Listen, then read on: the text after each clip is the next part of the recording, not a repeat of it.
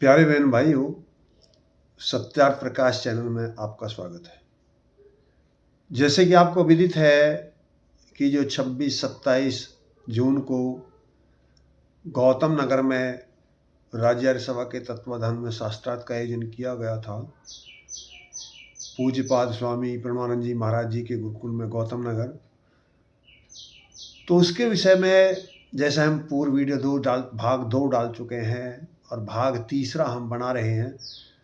जो हमारा सत्र तीसरा था वो बहुत ही मुख्य सत्र था और जिसका मूल विषय था कि सृष्टि सम्मत, मानव सम्मत, वेद सम्मत क्या एक हो सकता है और क्या 97 करोड़ और 96 करोड़ दोनों सही सिद्ध हो सकते हैं। यानी मैं आपके संज्ञान में इस विषय को डालूं। जो ये विषय ये है कि जब सृष्टि बनी थी तो उसको बने कितने दिन हो गए और क्या वेद और मानव सम्मत एक ही दिन बने थे या इन दोनों में अंतर है। तो जो कुछ साधारण प्रवृत्ति के मनुष्य हैं उन्हें शायद इसमें कोई रुचि नहीं लगेगी और उनको ये तो उबाऊ वीडियो लगेगी, लेकिन जो बुद्धिजीवी वर्ग है उसके लिए बहुत ही ये इंटरेस्टेड है। ऐसे ही समझो जैसे कोई गणित का पाठ पढ़ने वाला है तो उसको गणित के पढ़ने में बड़ा आनंद आता है, लेकिन जो गणित को नहीं जानता वो कहानी तो बहुत आराम से पढ़ सकता है, उपन्यास बहुत आराम से पढ़ सकता है, लेकिन गणित नहीं पढ़ सकता। तो यही अवस्था इसमें भी है। लेकिन आप यदि इसमें रुके रहेंगे तो आपके पल्ले जरूर पड़ेगा। जिनको ये लग रहा है कि ये उबाऊ लग रही है, वो समझ में नहीं आ रहा, उनकी समझ में आएगा। अब मैं यहाँ शुरू करता हूँ कि हमने जो भाग नंबर 2 जो निकाली थी उसमें जो हमने बात सिद्ध की थी, यहाँ सिद्ध की थी कि संस्कार विधि में जो प्रकरण है प्रकाशकों की वजह से उसमें अनदेखी कर दी गई है या वो गलत छप गया है, तो उसको जब तक परिमार्जित और संशोधित करना नितांत आवश्यक है। लेकिन जब ये वीडियो जैसी वायरल हुई और उन संबंधित व्यक्तियों तक पहुंची जो इसमें बहुत इंटरेस्टेड हैं, जो अधिकारी हैं, तो उनके द्वारा कहा गया कि भाई आपके शास्त्रार्थ में तो ये सीधा विषय संस्कार विधि में सुधार नहीं था। ये उनकी बात अक्षरतः सत्य है और इस शास्त्रार्थ का सीधा विषय संस्कार विधि ऋग्वेद आदि भाष्यों का या नित्यक्रम विधि में या पंचमाय विधि में सीधा सुधार नहीं था। लेकिन ये अर्थापत्ति निश्चित था। अर्थापत्ति प्रमाण से निश्चित था कि जब कुछ होगा, मान लिया एक ग्रंथ को माना जाएगा या उसके विरोधी उसको विरोध सिद्ध हो जाएगा, उसमें विरोध सिद्ध हो जाएगा या उसमें कुछ मिसप्रिंट सिद्ध हो जाएगा, तो फिर तो सुधार करना नितांत आवश्यक हो जाएगा। तो वो तो स्वतः ही सिद्ध हो जाता है। यदि उसके विपरीत कोई विषय सिद्धि हो जाती है तो वो तो उसमें सुधार तो स्वतः ही निश्चित सिद्ध हो जाता है। हाँ, ये बिल्कुल सीधा सुधार नहीं था, लेकिन जब उन पर आपत्ति थी तो सुधार तो निश्चित होना था। तो इस विषय पर मैं ये प्रसंग क्यों चला और क्यों सुधार की नौबत लगाई, जब वहाँ मैं थोड़ी देर के लिए आपको पिछली वीडियो में ले जाता हूँ। जैसे कि आपको विदित है कि जब संस्कार विधि पर 3 मंत्र 4 और आहुति 3 पर प्रकरण चल रहा, तो बहुत प्रबल प्रमाण दोनों पक्ष दे रहे थे, जिनमें वीरेंद्र शास्त्री जी तो ने किताब पढ़ी थी, लेकिन हमारे जो डॉक्टर सुरेंद्र जी है वो पहले अनेक विद्वानों के मत और उस पर ये भी एक भाई इसको ये भी जांच लिया गया जो इसके स्पेशलिस्ट हैं कि ये लेख स्वामी जी का ही है, इसके ऊपर विशेष बल दे रहे थे। और उन्होंने ये भी कहा कि जब यही प्रकरण संस्कार विधि में 4 जगह उठाया गया है और वहाँ पर संशोधित ठीक है, तो यहाँ की आप एक जगह यहाँ पर आपत्ति क्या है। तो जब 4 जगह उठाया गया तो वहाँ पहले भी ठीक कर लिया गया, जो यहाँ फिर मेरे द्वारा विषय उठाया गया कि आचार्य जी आपकी बात ठीक है कि ये अनेकों जगह विषय उठा और वहाँ लिख दिया गया, मान लिया गया। ये भी मान लेते हैं हम कि स्वामी जी ने सुधार किया और स्वामी जी का सुधार परोपकारिणी सभा ने मान लिया और उन्होंने ये लिख दिया। लेकिन जब परोपकारिणी सभा ने ये मान करके लिख दिया तो फिर परोपकारिणी सभा ने पहली वाली पंक्ति ठीक क्यों नहीं की। खैर, इस विषय पर मेरी डॉक्टर वीरपाल जी से भी बात हुई, वेदपाल जी से बात हुई और उन्होंने ये कहा, देखो उससे ये अर्थ नहीं लगाना चाहिए, वे पहली पंक्तियों से ही अर्थ लगा करके विषय की सिद्धि के आधार पर हमको बात करनी चाहिए। खैर मैंने उनसे ये आग्रह किया है कि किसी भी तरह सिद्धि हो विषय की, लेकिन हम तो विषय की सिद्धि चाहते हैं। हमारा पक्ष ये नहीं है कि मंत्र 3 रहें या 4 रहें, यतन हो कि जो सत्य है वो रहे, लेकिन वो एकता हो, अनेकता ना हो, जिससे अनेक बार ये विषय उठते रहे हैं। लेकिन इतनी बात मैं जरूर कहूँगा कि अधिकारियों की, क्योंकि परोपकारिणी सभा 1883 में स्वामी जी के सिद्धांतों की रक्षा के लिए बनाई गई, लेकिन परोपकारिणी सभा के अधिकारियों की उदासीनता रही कि जिन्होंने ऐसे भी कार्य हो गए अब जो आज प्रश्न चिन्ह लगाते हैं या जो प्रश्नों के घेरे में आते हैं। जैसे मैं भी उठाता हूँ, मैंने पहले में भी उठाया था, आपने देखा होगा, और प्रश्न बनता है यहाँ कि एक ये विषय है, स्वामी जी ने ये भेजा, तो प्रश्न किया गया जब डॉक्टर साहब हमारे स्वामी जी ने प्रश्न किया, मोहन देव जी ने माना कि ये स्वामी जी ने संशोधन किया और उन्होंने पत्र भेज दिया, लेकिन परोपकारिणी सभा तो अपने जो पहले यज्ञ की पुस्तक छापती थी यज्ञ मंत्र के नाम से, उसमें तो वो 3 ही छापती थी, उसमें तो 4 मंत्र 3 आहुति नहीं छापती थी। तो उसमें क्यों नहीं छापा? महर्षि दयानंद जी तो जब नहीं थे, परोपकारिणी सभा का कार्य जब प्रारंभ हुआ जब महर्षि दयानंद नहीं थे, और वो जब नहीं थे और जब उनके बाद भी परोपकारिणी सभा ये छाप रही थी, तो फिर क्या आधार हो गया? ये प्रमाण पत्र जब तक कहाँ था, अब कहाँ से मिल गया? तो इस पक्ष में डॉक्टर सुरेंद्र जी ने ये दलील दी थी कि हो सकता है कि ये पत्र उस समय के अधिकारियों की दृष्टि में ना आया हो, उस समय के अधिकारियों की दृष्टि में ना आया हो, कहीं उसमें मेज में उसमें संदूकड़ी में रखा रह गया हो, और जब उन्होंने ऐसा वृत्तांत बताया, ऐसा प्रतिबंध था कि भाई इसको कोई खोल के नहीं देखेगा एक संदूकड़ी को, लेकिन जब वो खोल के देखेगी तो उसमें ऐसे अंश पाए गए जिनका प्रचारित प्रकाशित होना आवश्यक था, तो फिर उनको प्रचारित और प्रकाशित किया गया। तो ऐसे ही संभव है कैसा हो गया हो, ये बात लगती है कि संभव है कैसा हो गया हो, उनका कोई उसमें द्वेष या कोई पक्षपात नहीं है, ना झलकता था ना आज भी लगता है। लेकिन फिर एक प्रश्न बनता था, अब जब उनको दिखार जब मिल गया था तो फिर दोनों बात तो सत्य सिद्ध नहीं हो सकती थी। पहले ये बात उपरोक्त उस मंत्र के लिए लिखी गई थी कि 3 ही मंत्र थे, 3 ही आहुति थी, और जब 3 मंत्र 3 आहुति 4 मंत्र आ गए थे तो फिर पहले को भी तो बदल देना चाहिए था, वो क्यों नहीं बदला? तो उन्होंने कहा उसमें ये पक्ष था, मान लें उस समय ये गलती हो गई, उन्होंने बदला नहीं तो इसको प्रमाण थोड़ी माना जाता है। तो हमने ये बात कही थी।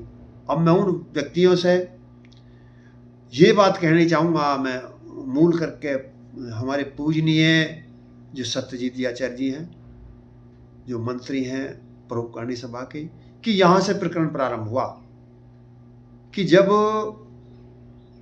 उसमें मान लिया वो उस समय भूल गए थे और उन्होंने गलती से छोड़ दिया था, तो अब उसको सुधार कर लीजिए। आहुति आप 3 मंत्रों से 4 रखें या 3 मंत्रों, हाँ, यहाँ एक प्रसंग भी आ गया था तत्काली, अगी गायत्री वालों ने 4 मंत्रों की जगह 4 ही प्लासी रख दी, बात खत्म हो गई, 4 आहुति लगा लेते हैं। वहाँ एक व्यक्ति के द्वारा ये प्रश्न आया था भीतर।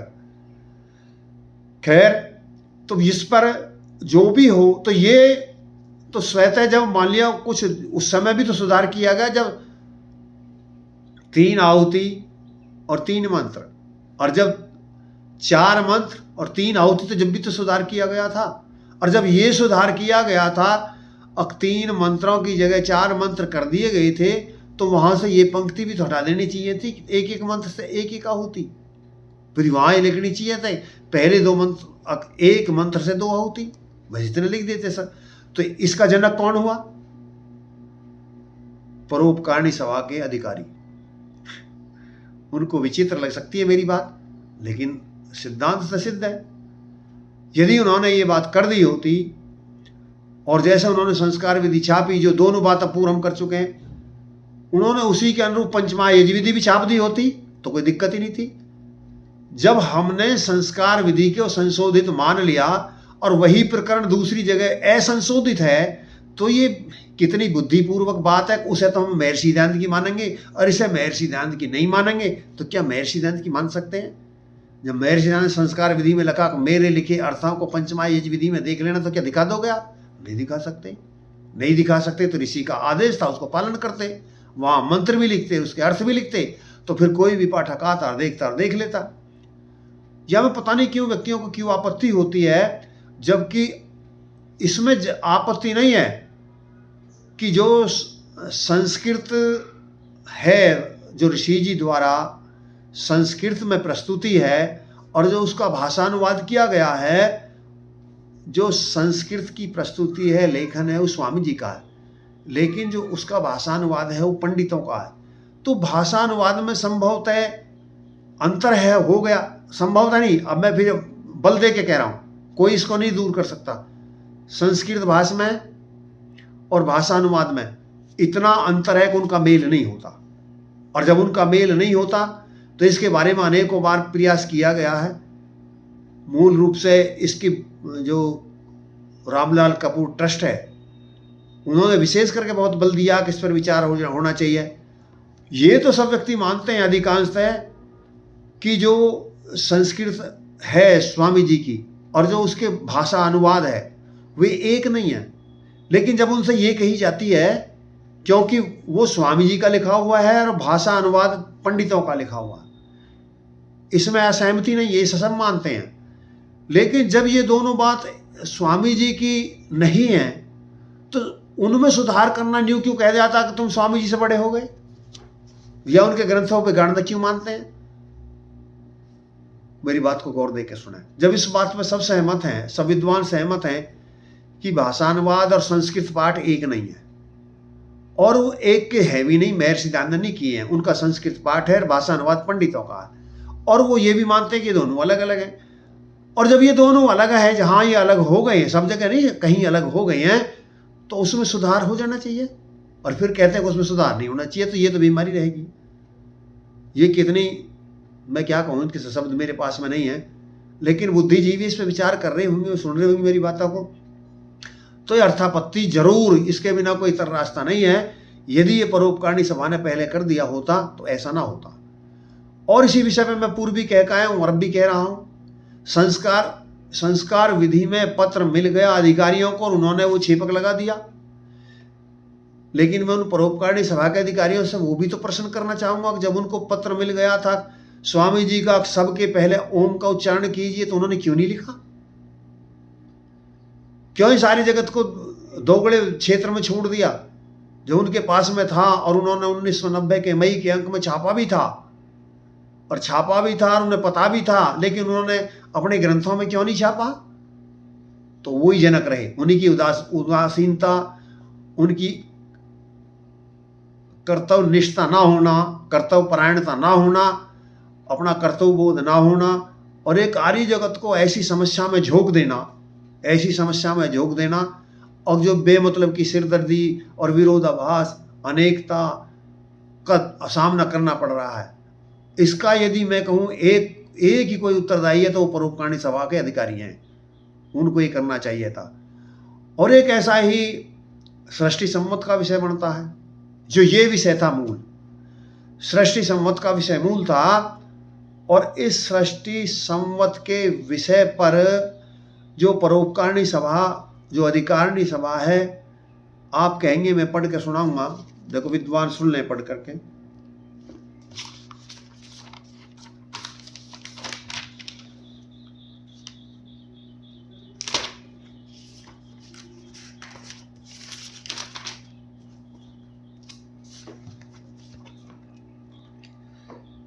यह वैश्वत मनु का वर्तमान है, इसके भाग में ये 28वां कलयुग है। कलयुग के प्रथम चरण का भोग हो रहा है, तथा वर्ष ऋतम, अयन, मास, पक्ष, दिन, नक्षत्र, मुहूर्त, लगन और पल आदि समय में हमने फलाना काम किया था और करते हैं। अर्थात जैसे विक्रम के संवत 1933 फाल्गुन मास कृष्ण पक्ष षष्ठी शनिवार के दिन चतुर्थ प्रहर के आरंभ में इसे बात हमने लिखी है। इसी प्रकार से सव्यवहार आर्य लोग बालक से वृद्ध पर्यंत करते और जानते चले आए हैं। जैसे बही खाते में मिति डालते हैं, वैसे ही महीना और वर्ष बढ़ाते घटाते चले जाते हैं। इसी प्रकार आर्य लोग तिथि पत्र में भी वर्ष, मास और दिन आदि लिखते चले जाते हैं। और यही इतिहास आज पर्यंत सब आर्य देश में एक सा वर्तमान हो रहा है। और सब पुस्तकों में भी इस विषय पर एक ही प्रकार का लेख पाया जाता है। किसी प्रकार का इस विषय में विरोध नहीं है, इसलिए इसको अन्यथा करने में किसी की सामर्थ्य नहीं हो सकती, क्योंकि जो सृष्टि की उत्पत्ति से लेकर बराबर मितिवार लिखते न आते तो इस गिनती का हिसाब ठीक ठीक आर्य लोगों को भी जानना कठिन होता। अन्य मनुष्यों का की तो क्या ही कहना है। देखो यहाँ ये बात सुनिए, ऋषि जी ने क्या बल दे के किया। इससे ये सिद्ध होता कि जब ये स्वामी जी लिख रहे हैं उस समय सृष्टि सम्मत पर कोई आपत्ति विपत्ति नहीं है, एक है। और उस समय जो गणना काल चला रहा है उस पर स्वामी जी एक मत है, उस समय कोई दो मत नहीं है। और उस समय आर्य समाज का कोई ग्रंथ नहीं चल रहा है, उस समय आर्य समाज का कोई पंचांग नहीं चल रहा है जिसमें अलग तिथि डाल दी गई हो।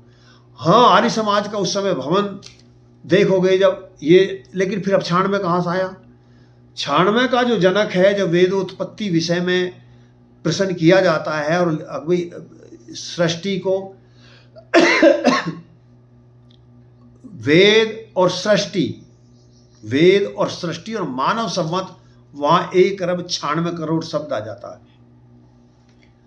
तो शब्द ठीक है, वहां गड़बड़ क्या है प्रकाशकों की वजह से। जहां पर सृष्टि, मानव और जगत शब्द आया है, जहां सृष्टि, वेद, सृष्टि और जगत शब्द आया है, जगत की जगह मानव शब्द होता, यानी जो जगत है, जगत और मानव सम्मत, वेद सम्मत, मानव सम्मत और जगत सम्मत, ये एक नहीं हो सकते। जब सृष्टि बनती है, सृष्टि यानी सृष्टि क्रम से बनती है, एकदम नहीं बनती। और जब क्रम से बनती है, एकदम नहीं बनती, तो सृष्टि जिस दिन पहली सृष्टि की रचना शुरू हुई, जिस दिन वायु बनी थी उस दिन वेद नहीं बना था।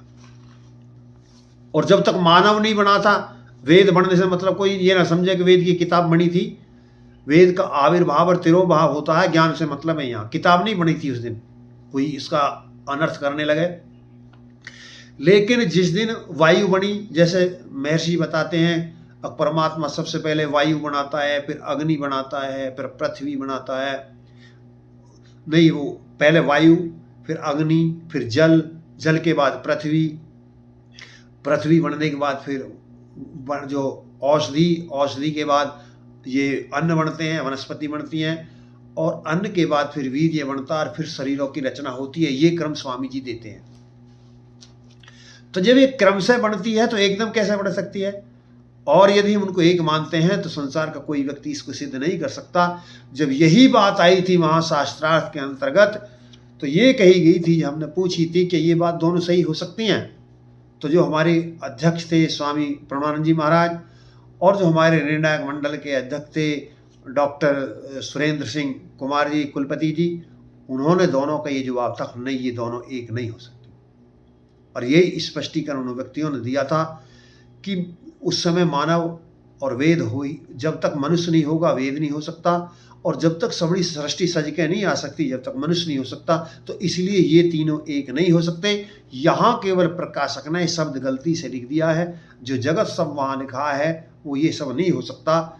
उसके लिए इस शब्द को हमें सुधार देना चाहिए, यानी जो सृष्टि सम्मत है वो 1 अरब 97 करोड़ है, और जो मानव सम्मत है, मानव सम्मत और वेद सम्मत है, वो 96 करोड़ है।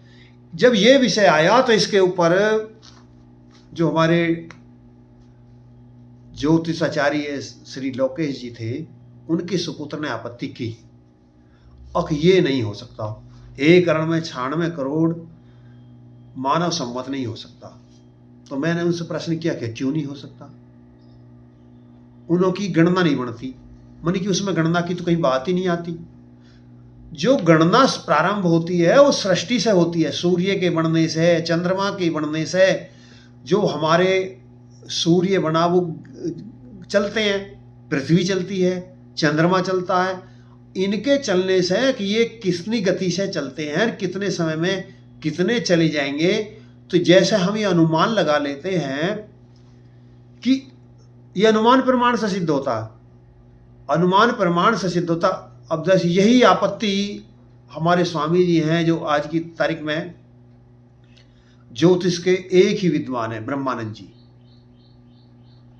ब्रह्मानंद जी जो एक ही विद्वान हैं, उनसे भी मेरी बात हुई है और मैंने उनसे भी कहा कि अनुमान प्रमाण से सिद्ध होता कैसे, कि जैसे जब रेल चल रही है, जहाँ से माने कि थोड़ी देर के लिए आप रेल पे स्टेशन पे खड़े हो, रेल वहाँ से चलनी है और 100 किलोमीटर 200 किलोमीटर की स्पीड से चलनी है, तो चलने से पहले हमें ये जैसे पता लग जाता कि इतने समय में इतनी दूर पहुँच जाएगी।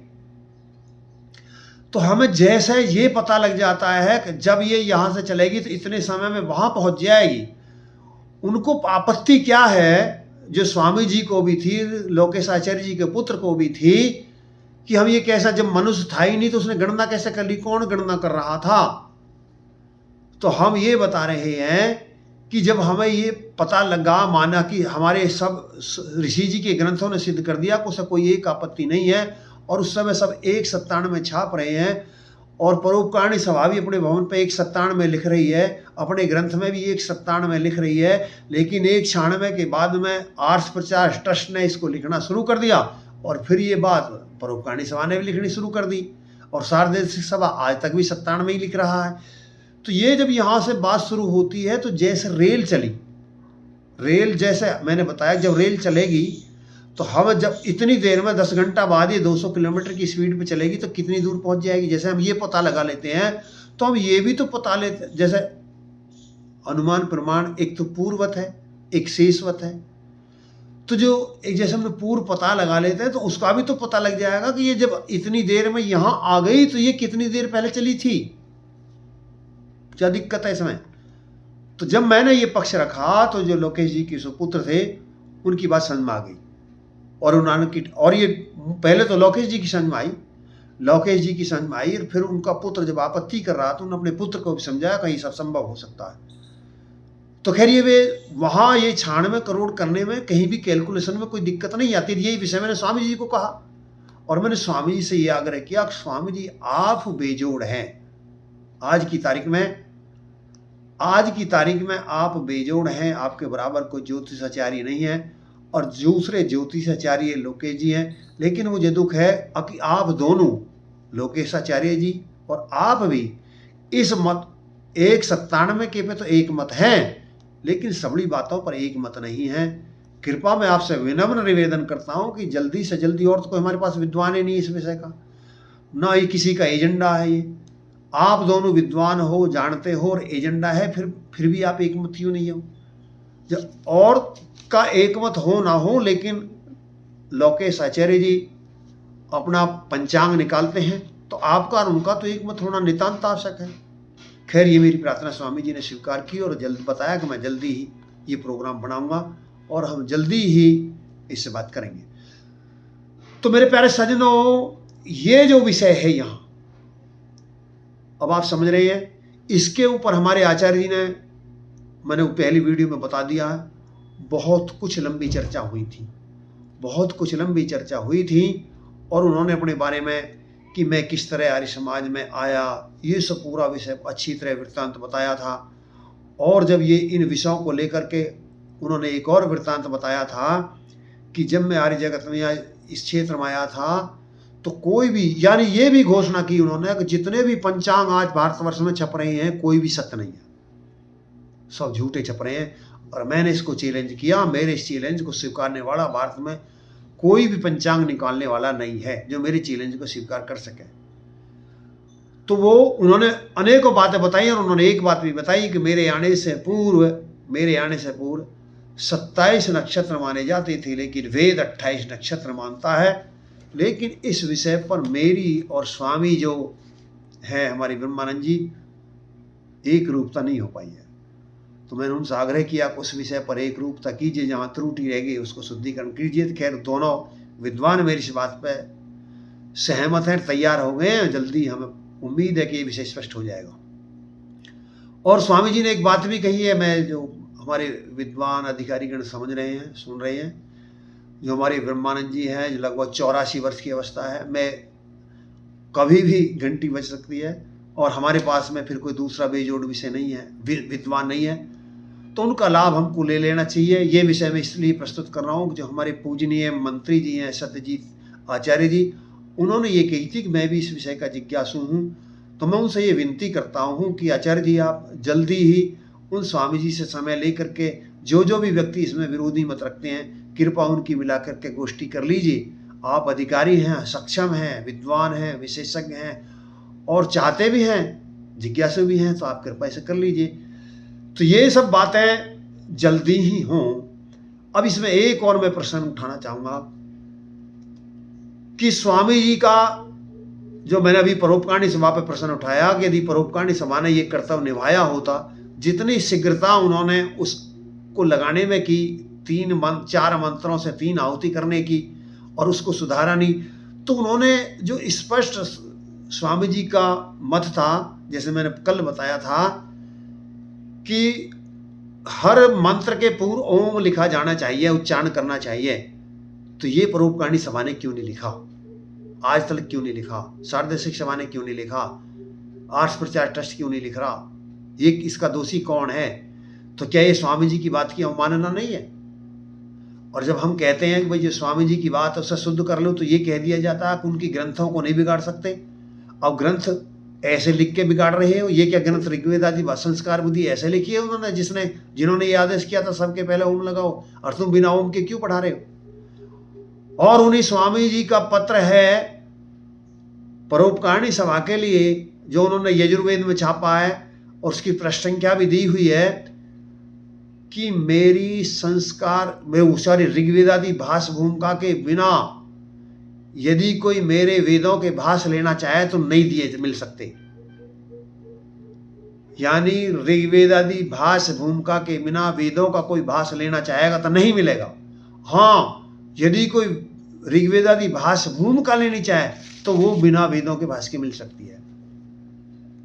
लेकिन अफसोस है परोपकारिणी सभा, शारदीय शिक्षा सभा आज भी बिना ऋग्वेद आदि भाष भूमिका के वेदों को बेच रही है। तो मैं पूछना चाहूंगा परोपकारिणी सभा के अधिकारियों से कि वे किस अधिकार से ऐसा कर रहे हैं, किस अधिकार से वो ये आर्य जगत को, अब मैं फिर ज्यादा ना कहते हुए मैं इतना कहना चाहूंगा, जो हुआ सो हुआ, उसमें तो कुछ नहीं हो सकता, लेकिन जो हो रहा है,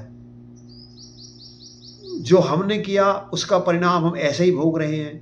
और यदि यही होगा आज भी तो यही परिणाम भी यही रहेगा। यदि आप ये परिणाम चाहते हैं कि जो परिणाम ये हो रहे हैं, हमारे अनेकों मत हैं, अनेकों प्रणाली हैं, इनको हम एक करना चाहते हैं, तो आपको वो लिखना बंद करना पड़ेगा जो आप अनेकों लिख रहे हैं। आप अनेकों लिखते रहें और आप उम्मीद करें कि अनेकता ना हो। अनेकता के जनक आप हैं, न कि पाठक या यहाँ के आचार्य या यज्ञकर्ता। अनेकता के जनक अधिकारी परोपकारिणी सभा के हैं, चाहे वो प्रकाशक हैं या वो वहाँ के अधिकारी, उनको देखना चाहिए, उनका कर्तव्य बनता है। ये प्रकाशक की तो प्रकाशक या कोई दूसरा तो एक नौकर की श्रेणी में आता है, मालिक की श्रेणी में तो मुखिया था, उसको दायित्व जाता है। क्यों? प्रकाशक स्वतंत्रता से नहीं कर सकता, और उसका स्वयं का तंत्र नहीं है, अधिकारी का स्वयं का तंत्र है। और वो कहे जी हमारा तो तंत्र नहीं है, तो ऋषि का तंत्र, तो ऋषि का तंत्र तो लिखा हुआ, तुमने माना कहाँ है? इस बात में तुम्हारी में सत्यता कहाँ? तुम ऋषि की बात मानते कहाँ हो? तुम तो वैसी ढाल बना रहे हैं, हम ऋषि की बात को मानते हैं इसलिए सुधार नहीं कर सकते, ऋषि की बात मानो। तो फिर तो वो अर्थ वहाँ दे दीजिए, नित्यक्रम पंचमहायज्ञ विधि में वो मंत्र भी दे दीजिए, वो अर्थ भी दे दीजिए। महर्षि की बात को मान लीजिए, वहाँ पर वो भी दे दीजिए, ओम का हर मंत्र के पूर्व ओम दे दीजिए। महर्षि सिद्धांत को बात को मान लीजिए, आप इनको बांटना बंद कर दीजिए। जो आप बिना ऋग्वेद आदि भाष भूमिका के ग्रंथों को, ऋषि के भाषाओं को, वेदों के भाषाओं को दे रहे हो, ऋषि जी की बात मान लीजिए। उनके पूर्व तो उन्होंने कहा था कि मेरे आने से पहले कोई विवाद था ही नहीं, किसी ग्रंथ में कुछ नहीं था, लेकिन आज परोपकारिणी सभा में ही दो रूप हो रहे हैं, लिख कुछ रहा, किताबों में कुछ लिख रहा, भवन पे कुछ लिख रहा, पहले ग्रंथों में कुछ था। तो जिसको ऋषि जी ने ये कहा था कोई अन्यथा नहीं कर सकता, वो तो हमने ही अन्यथा कर दिया। तो मेरा अधिकारियों से विनम्र निवेदन है, मेरी विनम्र प्रार्थना है कि जल्दी से जल्दी इस विषय को रखा जाए और उस विषय पर मूल रूप से जो एक सहमति बनी थी, जो शास्त्रार्थ में हुआ था, जो हमारे चारों विद्वान थे जिनकी वीडियो मैंने डाली थी, इस विषय पे कोई भी विद्वान एक मत नहीं था कि सृष्टि सम्मत, मानव सम्मत और वेद सम्मत एक हो सकता है। और आज भी दुनिया में, भारतवर्ष में ऐसा कोई विद्वान नहीं है जो इनको एक सिद्ध कर दे। कोई ये कह सकता है कि उस समय मैं नहीं था, चलो आप उस समय नहीं थे तो आज तो हो, आज सिद्ध कर दो, या फिर जब हो जब सिद्ध कर देना। दुनिया में कोई ऐसा विद्वान नहीं है जो सृष्टि सम्मत, वेद सम्मत और मानव सम्मत को एक कर दे। और जब ऐसा दुनिया में कोई है ही नहीं तो फिर से मानते क्यों? और यदि हैं तो उसे सिद्ध कर दीजिए। तो मैं पुनः उन अधिकारियों से, परोपकारिणी सभाओं से विनती करूंगा कि जल्दी से जल्दी इस अनिर्णित विषय को, जिसका अधिकार उन्हीं के क्षेत्र में है, हमारे द्वारा चर्चा, हमारे द्वारा आपत्ति विपत्ति, हमारी विनय सब आपके पास तक पहुंच चुकी हैं और आप सक्षम हैं, हम अपनी बात ही रख सकते हैं। आपकी परोपकारिणी सभा में, आपके ग्रंथों में हम परिवर्तन करने के अधिकारी नहीं है, वो अधिकार आपके पास में है। कृपा अंतरंग की बैठक बुलाएं या विद्वानों की बैठक बुलाएं, जब भी बुलाएं, जैसे भी बुलाएं, आपको लगता कि इसमें विद्वान सब उचित विद्वान नहीं थे तो उचित विद्वान बुला लीजिए। आपको लगता कि समय उचित नहीं था तो उचित समय रख लीजिए। आपको लगता है कि ये जो इसमें स्थान था वो उचित नहीं था तो वो उचित स्थान रख लीजिए। जैसे भी आपको लगे, लेकिन हम आपसे विनती करते हैं वो सब रख लीजिए, लेकिन इसे कर लीजिए। जब तक आप इसे अवधि के अंतर्गत नहीं रखेंगे, ऐसे ही चलाते रहेंगे। जब आपका कार्यकाल अवधि के अंतर्गत होता है, आर्य समाज का गठन 1 वर्ष के लिए होता है या 2 वर्ष के लिए होता है या 3 वर्ष के लिए होता है, लेकिन इसके लिए कितना समय चाहिए तुमको? जब 1990 में ऋषि जी का पत्र तुमने अपनी पत्रिका में छाप दिया और आज तक तुमने उसको नहीं लिखा तो कितना समय चाहिए? तुम तो इसको करोगे ही नहीं। ये तो इजाजत है कि इसके लिए जो व्यवहारिक ग्रंथ हों आप उनकी व्यवस्था करवाएं, जो आवश्यक विद्वान हों उनकी व्यवस्था करवाएं, जो आवश्यक समय की व्यवस्था हो वो करवाएं, जो आवश्यक स्थान की आवश्यकता वो व्यवस्था करवाएं। लेकिन ये किसी को अधिकार नहीं है कि ना करवाएं, ये किसी की बपौती नहीं है। ये तो अधिकारी बदलते रहते हैं, आप साल के लिए, 2 साल के लिए, 3 साल के लिए, ये तो मनमानी है। जो आप अधिकारी हैं, कल पहले अधिकारी नहीं थे और कल अधिकारी नहीं रहेंगे और दूसरे अधिकारी बदलेंगे। लेकिन जितना बौद्धिक स्तर घटता जा रहा है विद्वानों का, कल कोई ये प्रश्न करने वाला भी नहीं रहेगा, कोई कहने वाला भी नहीं रहेगा और ये विषय अड़झे के अड़झे रह जाएंगे और तुम्हारी निष्क्रियता ये आर्य जगत ढोलता रहेगा। मेरा विनम्र निवेदन है, मेरी प्रार्थना है। हो सकता है मैंने कुछ कठोरता कह दी, उसके लिए मैं माफी चाहता हूँ। लेकिन काफ़ी लंबे समय के प्रयास के बाद भी, करीब 10-20 साल से ये यत्न स्वामी मोहनदेव जी कर रहे हैं, फिर भी विषय वहाँ तक नहीं चल पाया है। तो अब समय नहीं है, स्वामी मोहनदेव जी भी अंतिम क्षण में जा रहे हैं, लग रहा है। और जो हमारे ज्योतिषाचार्य जो एक ही बेजोड़ है, ब्रह्मानंद जी जैसे मैं बता चुका हूँ, आंध्र प्रदेश के, वो भी 84 वर्ष के हो चुके हैं। फिर तो कोई हमारे पास में विद्वान ही नहीं है जिसको आधार पर हम ये सिद्ध कर पाएंगे।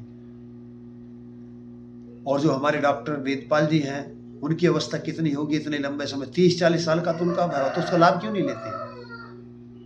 अपने अनुभव का लाभ इस संस्था को, सारी जगत को क्यों नहीं देते? ये अनिश्चित विषय को क्यों आगे को छोड़ते हो? मुझे उम्मीद है कि अधिकारी मेरी ये प्रार्थना सुनेंगे और इस सत्यता का निश्चित करेंगे। इन्हीं बातों के साथ मैं अपनी वाणी को विराम देता हूँ। और जो अगली वीडियो हम डालेंगे भाग 4 में, उसमें हम ये सिद्ध करेंगे कि जो पारायण यज्ञ हैं वो वेद विहित हैं, उसका ऋग्वेद में प्रमाण है, वो भी हम बताएंगे। और जो बहुकुंडीय यज्ञ हैं वो युक्तियों के आधार पर, व्यवहार के आधार पर, प्रमाणों के आधार पर वो सिद्ध होता है। और ये अगले हमारे सत्र का चौथी का विषय रहेगा। जो व्यक्ति ये कहते हैं पौराणिक पारायण यज्ञ नहीं करना चाहिए और बहुकुंडीय यज्ञ नहीं करना चाहिए, ये अवैधिक हैं, कृपया वो अगली वीडियो सुन लें। उसमें हम ये बात बताएंगे जो उसमें निर्णय हुआ था, ये दोनों अवैधिक हैं। इन्हीं बातों के साथ अपनी वाणी को विराम देता हूँ। शाम।